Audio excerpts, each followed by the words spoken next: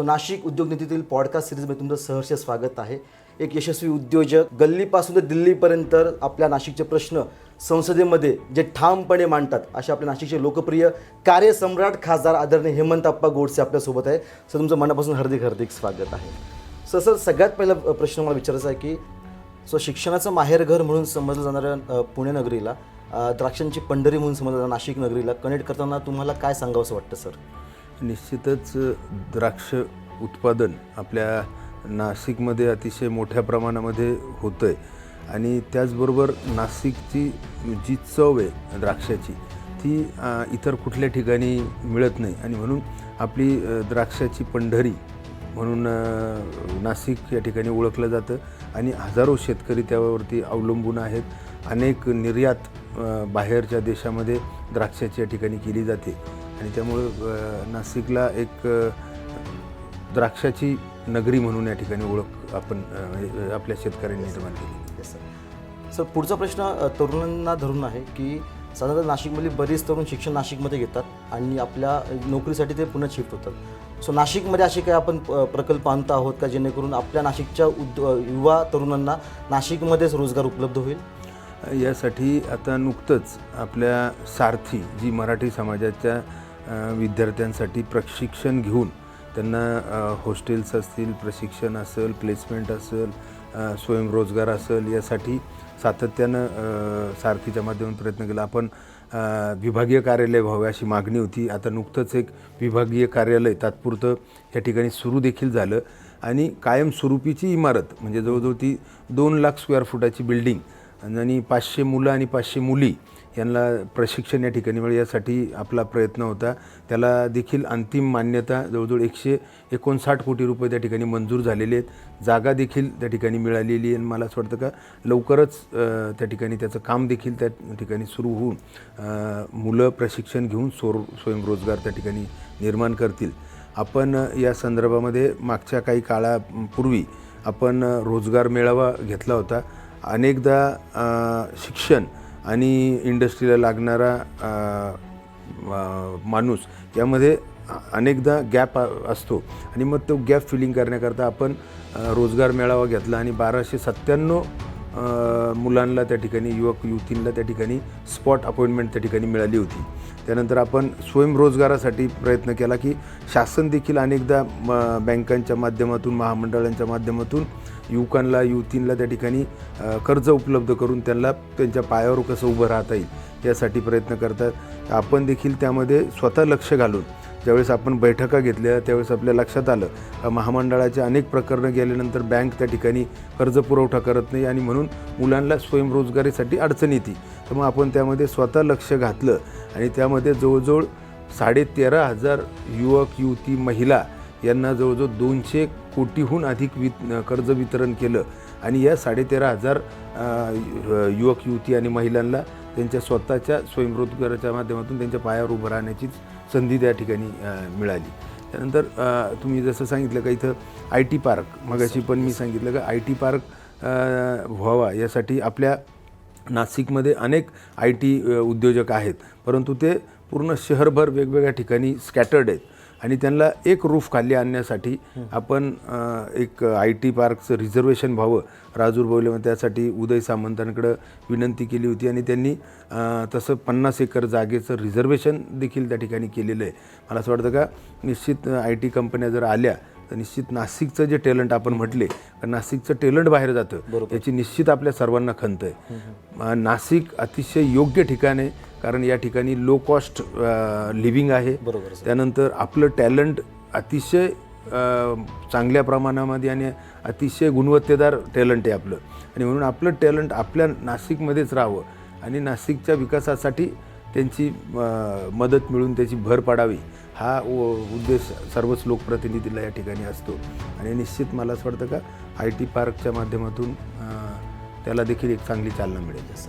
Sir, उद्योग म्हटलं की सगळ्यात बेसिक डिमांड असते ती एअर कनेक्टिव्हिटीची. नाशिकमधली सध्याची एअर कनेक्टिव्हिटी कशी आहे आणि येत्या काळात आपली कशी असू शकणार आहे एअर कनेक्टिव्हिटी? एअर कनेक्टिव्हिटी संदर्भामध्ये ज्यावेळेस केंद्र शासनाच्या उडान मंत्रालयाने RCS रिजनल कनेक्टिव्हिटी स्कीम ह्या ठिकाणी ज्यावेळेस त्याची घोषणा केली तर त्यावेळेस आपण नाशिकला इतर ठिकाणी कसं कनेक्ट करता येईल यासाठी सातत्यानं प्रयत्न केले. नाशिकचा लोकप्रतिनिधी म्हणून, नाशिकचा एक नागरिक म्हणून आपण ज्यावेळेस विंग 2017 याचं एक आयोजन त्या ठिकाणी केलं होतं आणि त्या आयोजनामध्ये प्रत्येक राज्यातले प्रशासन, राज्याचं प्रशासन आणि त्या कंपन्या, एअरलाईन्स अशी त्यांची सांगड घालण्याचं काम तिकडं यांनी केलं होतं. केंद्र शासनाच्या उड्डाण मंत्रालयाने आपण स्वतः आपल्या नाशिकच्या जे काही आपल्या इथल्या स्थानिक लोकांनी फेसबुकवरती कोण कुठं किती प्रवास करतं याची माहिती काढून आपण ह्या प्रत्येक कंपन्यांना त्याचा डाटा त्या ठिकाणी दिला आणि मग त्यांच्या लक्षात आलं का नाशिकवरतून इतकी पॅसेंजर फ्रिक्वेन्सी त्या ठिकाणी मिळू शकते आणि त्या कनेक्टिव्हिटीला आपली ती कनेक्टिव्हिटी चांगल्या रीतीने चालू शकते. तर त्यावेळेस आपण नाशिक हे भारतामध्ये 3 नंबरचं शहर होतं का आपण जवळजवळ 12 RCSमध्ये 12 शहरांना जोडण्याचं काम त्यावेळेस त्या ठिकाणी केलं होतं. त्यापैकी आता मला सगळं 5-6 शहरांमध्ये कनेक्टिव्हिटी सुरू आहे. काही वेळेस एअरक्राफ्ट पायलट्स आणि त्यांच्या काही अडचणींमुळं काही दिवस ती बंद असते, परंतु मला खात्री आहे का दिल्ली सारखं शहर असेल, बँगलोर, हैदराबाद, गोवा, अहमदाबाद असे जे मुख्य शहरं आहेत नाशिक आपल्या भारतामधले, त्यांना जोडण्याचं काम नाशिकमधून होतं आहे. आणि प्लस तसं पाहायला गेलं तर महाराष्ट्रामध्ये नव्हे तर मला असं वाटतं का भारतातही कदाचित ते उदाहरण होऊ शकतं का इतक्या जवळचे 2 एअरपोर्ट म्हणजे नाशिक आणि शिर्डीचं जर एअर कनेक्टिव्हिटीचं जर एरियल डिस्टन्स जर बघितलं ते केवळ 55 किलोमीटर आहे फक्त. आणि 55 किलोमीटरमध्ये 2 एअरपोर्ट चालणं तेवढं डेन्सिटीचं बरोबर नसताना देखील 2 एअरपोर्ट चालतात. हे असं मला असं वाटतं का भारतात म्हणजे महाराष्ट्रात तर दुसरं नाहीच आहे, परंतु कदाचित भारतात देखील नसावं, परंतु इतक्या जवळ 2 एअरपोर्ट, हे दोन्ही एअरपोर्ट चालतात. सो आपण तुम्ही अगदी ग्राउंड लेवलपासून तुमचं राजकारणाची सुरुवात केली आहे. सध्या जिल्हा परिषद सदस्य असाल, मग नाशिक महानगरपालिकेमध्ये नगरसेवक असाल आणि 2 टर्म खासदारकी.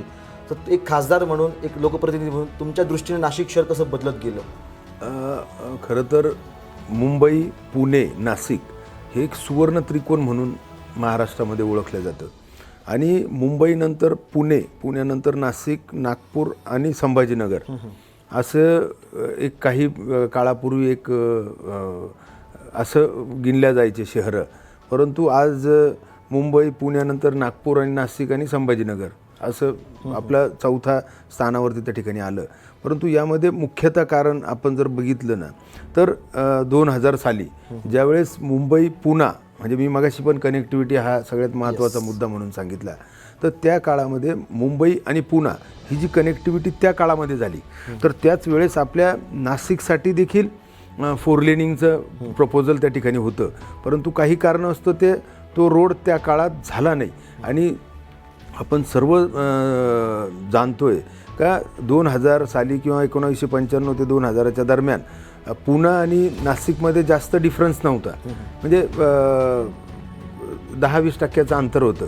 परंतु ज्या वेळेस मुंबई पुणे हा सुपर एक्सप्रेस हायवे झाला, तर आजची परिस्थिती अशी आहे का फक्त लोणावळामध्ये एक घाट आहे बरोबर आणि त्याच्या तिकडून पुणे टच झालं आहे आणि इकडून नवी मुंबई जवळजवळ लोणावळ्यापर्यंत टच झाली. म्हणून एक कनेक्टिव्हिटीचा किती मोठा फरक या ठिकाणी पडतो हा अंदाज आपण त्या ठिकाणी घेतला पाहिजे. आणि म्हणून मला असं वाटतं का त्याच्यामध्ये आपली आता जी काही कनेक्टिव्हिटी आता प्रपोज्ड आहे ही झाल्यानंतर नाशिक निश्चित एक पुण्याच्या बरोबरीने येण्यास कदाचित वेळ लागणार. नाशिक चारही बाजूने पसरत चाललं आहे, रिअल इस्टेट वाढतं आहे, लोकसंख्या वाढती आहे. लोकसंख्या म्हटलं की वाहनं आली की म्हणजे ट्रॅफिकचा प्रश्न आला. तर तुमच्या दृष्टीने ट्रॅफिकचं नियोजन आपल्या नाशिकमध्ये कसं करता येऊ शकतं किंवा आपण काय काय उपाययोजना केल्या आहेत एक खासदार म्हणून? नाशिकचा पब्लिक ट्रान्सपोर्ट सुटसुटीत व्हावा यासाठी अनेक उपाययोजना आपण करत आहोत. त्यामध्ये मुख्यतः आपण जर बघितलं तर के वाघ ते जत्रा हा जो 2.3 किलोमीटरचा उड्डाण पूल आहे, यामध्ये ज्यावेळेस हा पहिला उड्डाण पूल होता, परंतु ते उतरल्यानंतर त्या ठिकाणी अमरधामची क्रॉसिंग असेल किंवा जत्राची क्रॉसिंग असेल, तर अमरधाम आणि जत्रा हे अमरधामला जवळ 30 मीटरचा म्हणजे 100 फुटी रोड क्रॉसिंग होती नॅशनल हायवेला आणि जत्रा या ठिकाणी 200 फुटाची रोड क्रॉसिंग होती. तिथं अनेकदा वाहतूक कोंडी व्हायची, अनेक अपघात त्या ठिकाणी झाले, अनेक लोक त्या ठिकाणी दगावले. तर त्यावेळेस आपण मागणी केली होती का के वाघ ते जत्रा हा एक उड्डाणपूल त्या ठिकाणी व्हावा आणि तो उड्डाणपूल आपण पूर्ण तिथं दोन्ही क्रॉसिंग्सला किती ॲक्सिडेंट झाले अशा प्रकारचा प्रस्ताव शासनाकडे दिला आणि त्यांनी तो उड्डाणपूल त्या ठिकाणी मंजूर केला. तर मला असं वाटतं का आज नॅशनल हायवेच्या माध्यमातून आपण एक टोकापासून तर दुसऱ्या टोकापर्यंत एक 8-9 मिनिटामध्ये आपण पूर्ण शहर क्रॉस करतो. तो एक मुद्दा झाला पब्लिक ट्रान्सपोर्टचा मेन नॅशनल हायवेशी कनेक्टेड. त्यानंतर दुसरा जो मुद्दा आहे तो जी मेट्रो आहे नाशिकमध्ये जवळ 32 किलोमीटरची मेट्रो त्या ठिकाणी मंजूर झालेली आहे आणि त्यासाठी देखील आपण द्वारका ते दत्त मंदिर यासाठी डबल डेकर व्हावा. म्हणजे योगायोग बघा कसा झाला. तर द्वारका ते दत्त मंदिर हे महापालिकेच्या हद्दीमध्ये येतं, जवळ 6 किलोमीटरचं अंतर.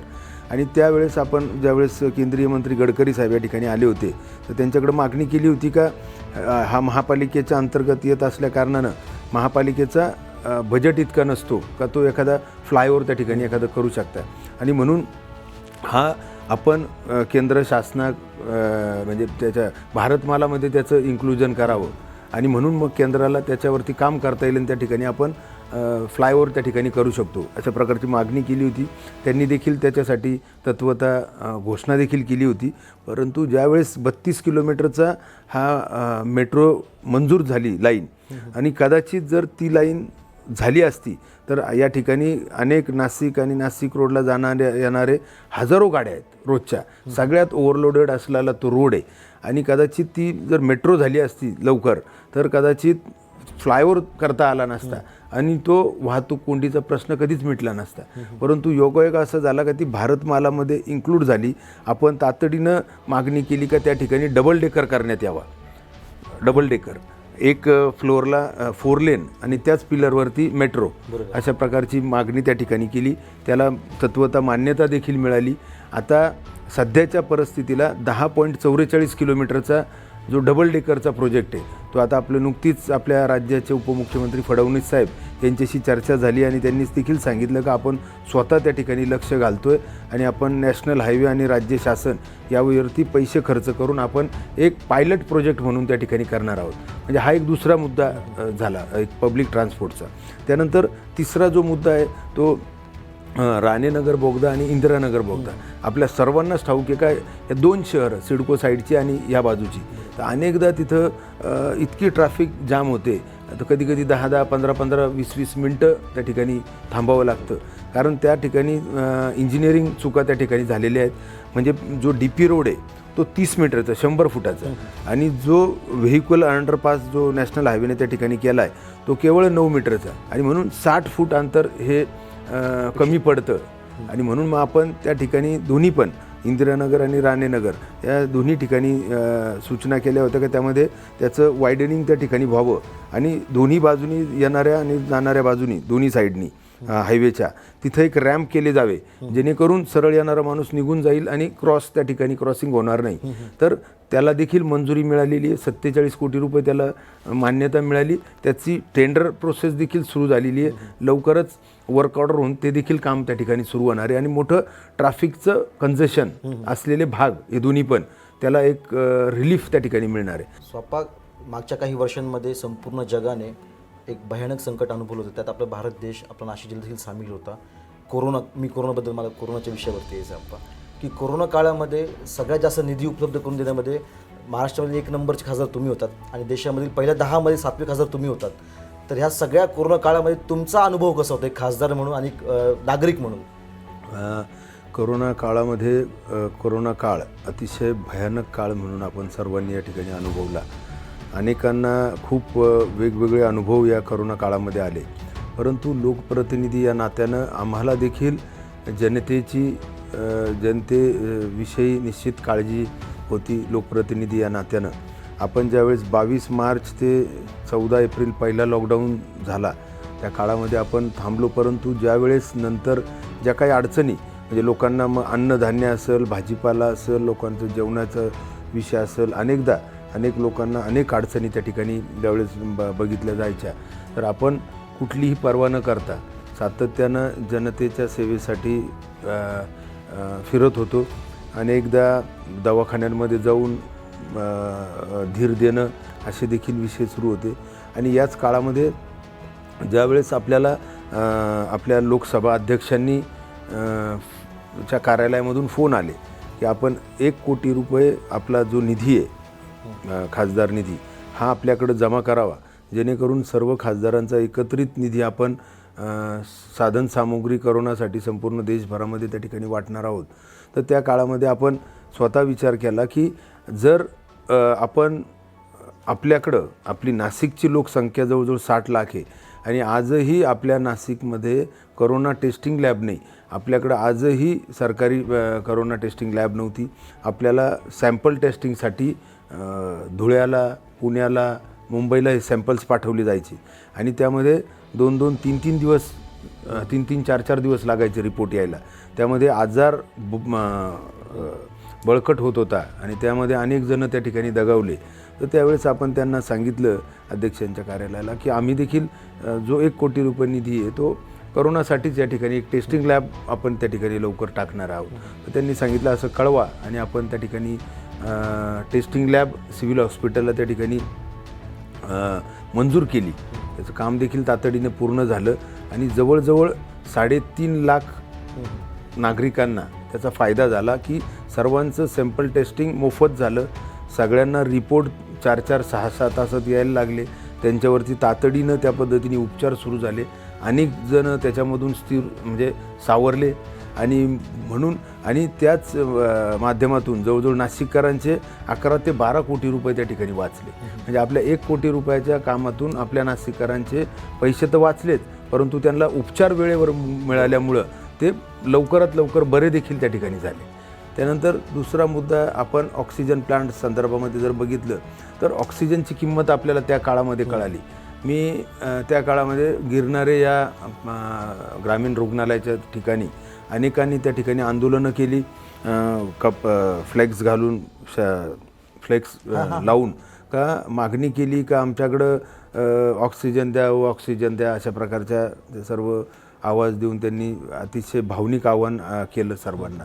आणि त्या काळामध्ये देखील आपण ऑक्सिजन प्लांटसाठी आपल्या मित्रपरिवाराकडून सर्वांकडून मदत घेतली आणि त्या काळामध्ये आपण ज्या ऑक्सिजन प्लांटची किंमत केवळ 20 लाख रुपये होती, परंतु ऑक्सिजनला अधिक महत्त्व आल्या कारणानं त्याच प्लांटची किंमत लोक 80 लाख आणि 1 कोटी रुपये सांगायचे.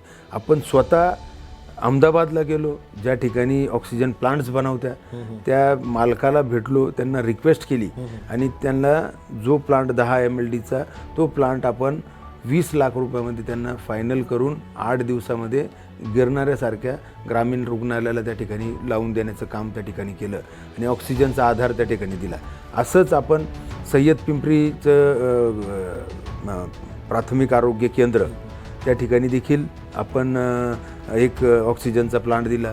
त्यानंतर देवळाली कॅम्पसारख्या शहरामध्ये देखील एक ऑक्सिजनचा प्लांट दिला.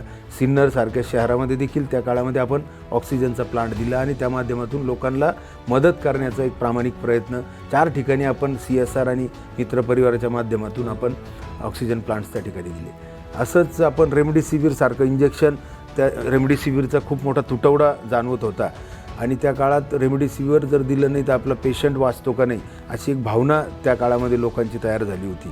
अनेकदा त्या तुटवड्यामुळं अनेक लोक वनवना फिरत होते. त्या काळामध्ये आपल्याकडं मायलॉन कंपनी आहे आणि मायलॉन कंपनीच्या CEOशी आपण सातत्यानं फोनवर संपर्कात होतो आणि त्या काळामध्ये ज्यावेळेस तिथं 200-500च्या वरती रेमडेसिवीर येत नव्हते त्यावेळेस आपण 7,000 रेमडेसिवीर त्या ठिकाणी नाशिकला उपलब्ध करून दिले.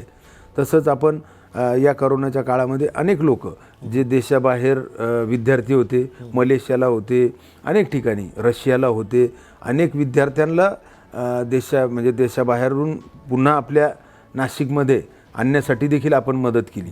अनेक जण राज्याच्या बाहेर अडकलेले होते, काही मुस्लिम समाजाचे, त्यांना देखील आपण आणण्यासाठी तिथं मदत केली. आणि म्हणून करोनाच्या संपूर्ण काळामध्ये आपण सातत्यानं कुठल्या ना कुठल्या माध्यमातून आपल्या जनतेला मदत करण्याचं कार्य त्या ठिकाणी केलं. आपण रॅपिड फायर आहे आता. एक प्रश्नाचे 2 ऑप्शन असतील, तुम्हाला एक चॉईस करायचं असेल तर नाशिक यंत्रभूमी की मंत्रभूमी? मला असं वाटतं यंत्रभूमी देखील आहे आणि मंत्रभूमी देखील आहे, कारण धार्मिक आणि इंडस्ट्रीयल या दोन्ही गोष्टी आपल्या नाशिकला अवेलेबल आहेत. बरोबर. आपण पुढचा रॅपिड फायर आहे, तरुणांनी नोकरी स्वीकारावी की व्यवसाय करावा? मला असं वाटतं का आजच्या युगामध्ये जे काही आपल्या इलिजिबिलिटीप्रमाणे नोकरी मिळत असेल तर निश्चित, परंतु त्यावरती अवलंबून न राहता आपण स्वतःचा उद्योग सुरू करून दुसऱ्याला नोकरी देण्याचं काम त्या ठिकाणी करावं. अच्छा, आपण पुढचा रॅपिड फायर आहे की नाशिक वाईन कॅपिटल की द्राक्ष पंढरी?